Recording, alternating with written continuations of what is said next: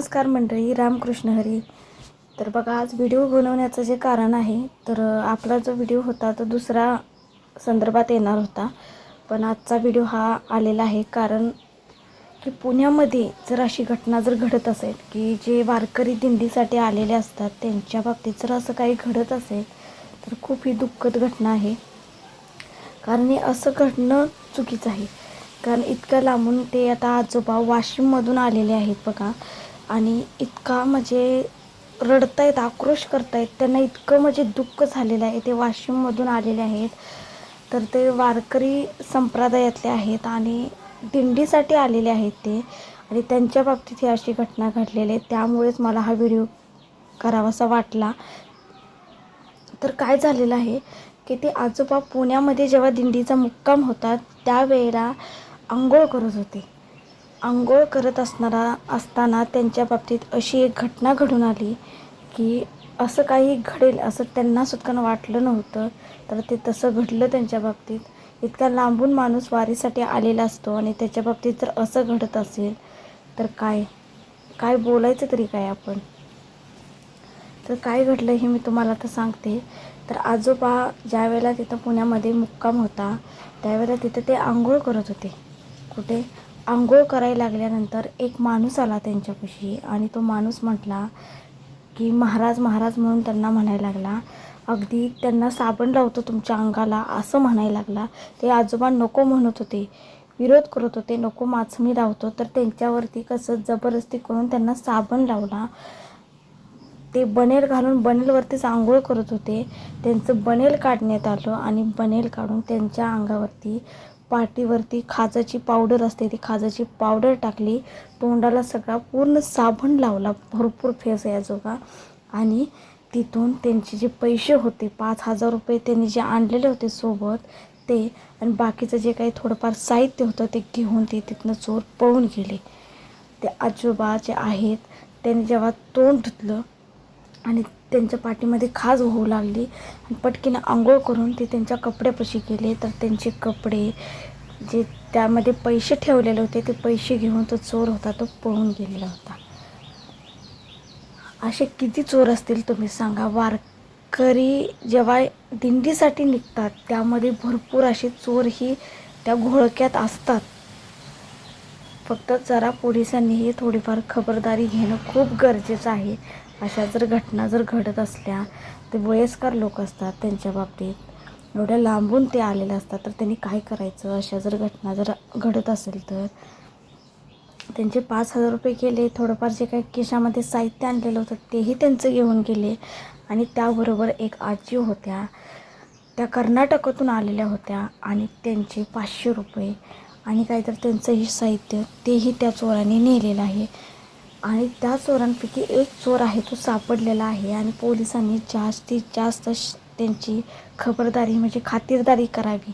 म्हणजे असे किती जण आहेत ते त्यांच्या तोंडून निघलं जाईल. त्यांनी कुणाकुणाचं काही घेतलं असेल ते.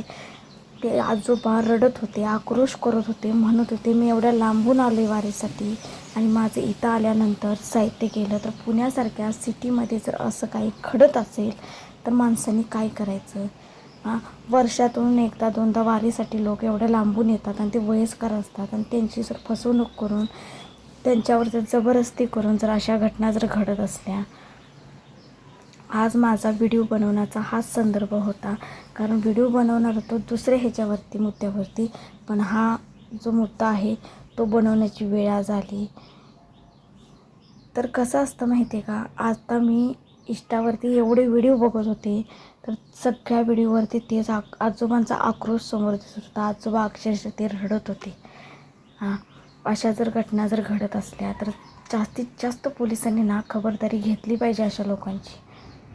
ते वयस्कर लोक असतात, थोडेफार त्यांनी पैसे आणले असतात, त्यांनी काय करायचं. पुन्हा अचानक त्यांचे पैसे जर सगळेच गेले, ते काय साहित्य आणलेलं आहे ते जर सगळंच गेलं तर त्या लोकांनी करायचं तरी काय. अक्षरशः त्या आजीसुद्धा रडत होत्या, त्यांचेसुद्धा 500 रुपये. आता वयस्कर जे लोक असतात, वारकरी संप्रदायातले जे असतात, वारीसाठी जे आलेले असतात, वर्षानुवर्ष जे वारी करत असतात, ते किस्ते पैसे घेऊन येतात जेणेकरून खर्चासाठी अडीनडीला लागण्यासाठी थोडेफार पुंजी जी त्यांची असते ते घेऊन ते येत असतात. आणि घेऊन आल्यानंतर पुढे काहीतरी अशी अघटित घटना जर घडत असेल त्यांच्या बाबतीत, तर त्या वयस्कर लोकांनी करायचं तरी काय. असंच त्या आजोबांच्या बाबतीत घडलं. त्यांचा आक्रोश सहन होईनासा होता. रडत होते ते अक्षरशः. त्यांना काहीच कळेना. त्यांच्या तोंडावरती सगळा फेस साबणाचा केला होता. पाठीवरचं जे बनेल आहे ते काढून त्यांच्या अंगावरती खाजाची पावडर मारण्यात आलेली होती. अशी घटना पुण्यामध्ये घडलेली आहे, ज्या वेळेला पुण्यामध्ये मुक्काम होता पालखीचा. पुढे पांडुरंगालाही हे सगळं दिसत असतं. पांडुरंगाच्या वारीसाठी ते चाललेले असतात आणि देवालाही पुढे सगळं दिसत असतं. आणि त्यांची शिक्षा देव, जे कोण चोर असतील त्यांना तर देव शिक्षा देणारच असतो, देतच असतो. त्यापैकीच एक जण सापडलेला आहे. एक जण जर सापडला तर सगळ्यांची लिंक बरोबर लागली जाते. किती जण आहेत, किती जणांनी कुठे कुठे चोरी केलेली आहे, कुणाकुणाचे. आणि चोरांना पण कसं असतं ना, की असं वारीमध्येच ना चांगलं भोवतं चोरी करण्यासाठी. कारण त्यांना माहीत असतं हे लोक आहेत ते वयस्कर असतात, कुठे मुक्काम असतो, कुठे थांबलेले असतात, आणि त्यांनी पिशव्या कुठे ठेवतात, काय करतात, या सगळ्या गोष्टीकडे बारकाईने ते लक्ष देत असतात. अगदी चोर आहेत असं वाटत सुद्धा नाही. अगदी सिंपल, अगदी आपल्यासारखंच राहणीमान ठेवतात आणि आपल्यातच मिसळतात. आणि कधीशी आपल्यापासूनच वस्तू नेलेली, चोरी केलेली कळत नाही, असं जणू काही वागत असतात. ते वाशिममधले आजोबा आहेत, ते इतके रडतायत, भरपूर रडायला लागलेत ते. त्यांचा आक्रोशच सहन होईना, इतकं रडायला लागलेत ते. अचानकच त्या आजोबांच्या बाबतीत घडलं की अजून ते वारीपर्यंत म्हणजे पंढरपूरपर्यंत पोचलेलेही नाहीत, तोवरच या असं काही घडतं. आता ह्या गोष्टी ज्या आहेत त्या आपण ऐकून होतो की वारीमध्ये चोरी होतात. प्रत्यक्षात जर बघायला गेले तर मी तर हा अनुभव पहिल्यांदा बघितला आहे. बऱ्यापैकी पिक्चरमध्ये बघितला जायचा की चोरी होते वारीमध्ये, ऐकण्यात यायचं की वारीमध्ये चोरी होते. प्रत्यक्षात त्या आजोबांचा आक्रोश जो होता तो मी पहिल्यांदा बघितला. आजोबा म्हणत होते माझे 5,000 रुपये गेलेले आहेत, साहित्यही बाकीचं नेलेलं आहे. आता माझं नेऊन बाकीचं किती जणांचं नेलेलं असेल, त्यांनी काय करायचं. बऱ्याच जणांचं त्यांनी नेलेलं असणार आहे असं ते आजोबा सांगत होते. इतकं वाईट वाटलं ना, खूपच वाईट वाटलं. पण असं घडू नये.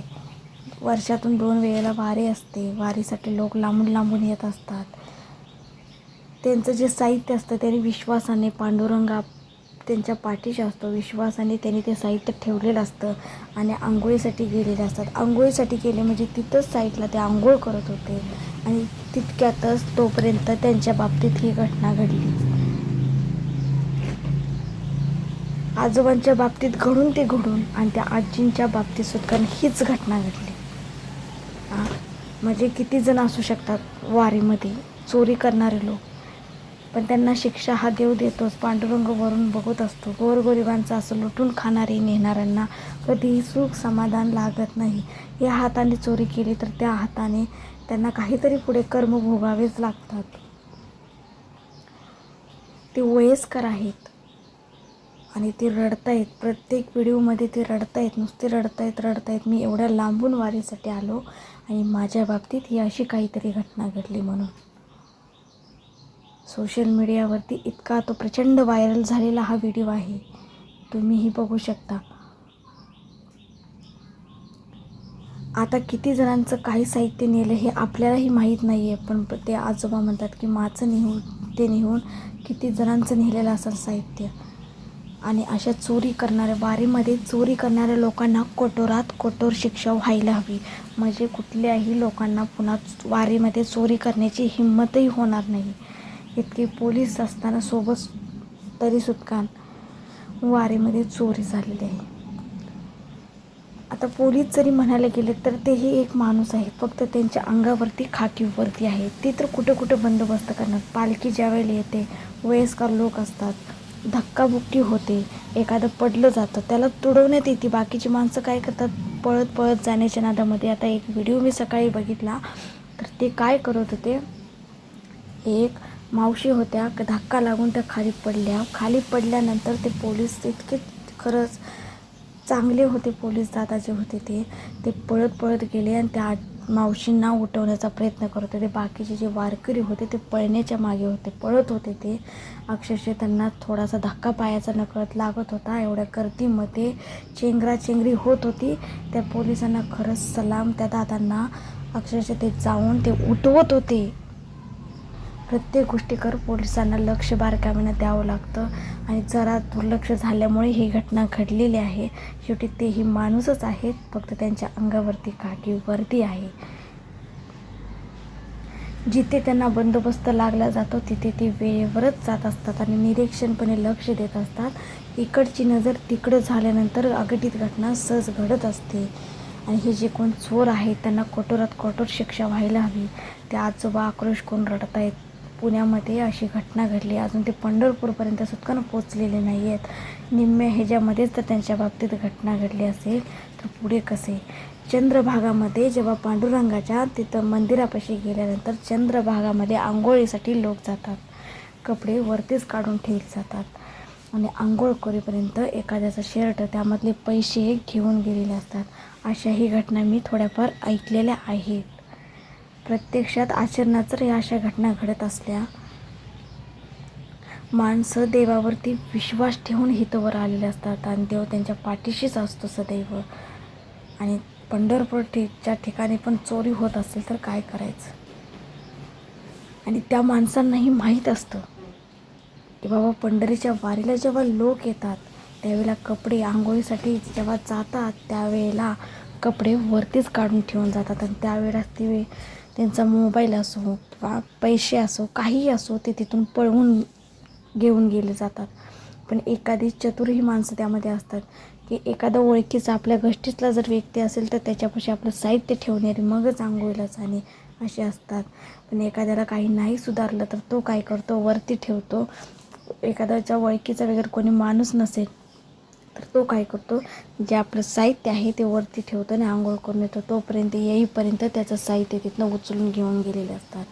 मग त्या माणसानं काय करायचं, त्याच्याकडचे पैसे नेलेले असतात, त्याच्या खिशामधला फोन नेलेला असतो, काहीच नसतं त्याच्याकडं. अगदी पैसे मागितल्याशिवाय त्याच्याकडं पर्याय काही उरत नाही पंढरपूरमध्ये.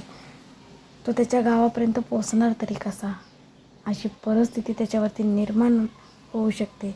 पण अशा लोकांनी काय करा की ज्यावेळेला तुमचं साहित्य चोरीला गेलं असं वाटले तर तिथे पोलीस दादा भरपूर असतात, पोलीस असतात तिथे. त्यांच्यापाशी जा, तुमचं साहित्य चोरीला गेलेलं त्यांना सांगा. पुढची जी काही ॲक्शन आहे ते पुढे त्यांचं ते घेतली जातात.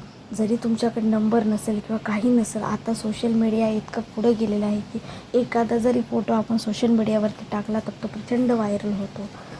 त्यामुळे तुमच्या नातेवाईकांपर्यंत बऱ्याच जे काही नातेवाईक वगैरे घरचे वगैरे आहेत त्यांच्यापर्यंत बरोबर तो फोटो आहे तो पोचतो.